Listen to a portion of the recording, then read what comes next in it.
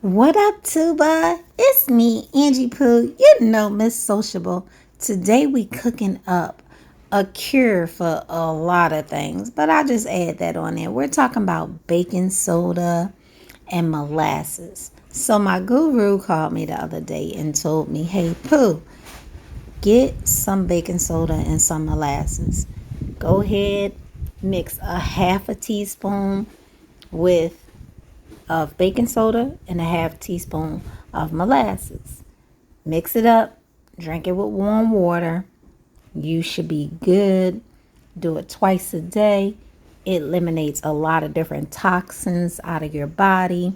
It actually makes me feel good. I mean, it makes me feel good. So I'm here to share with you the whole remedy.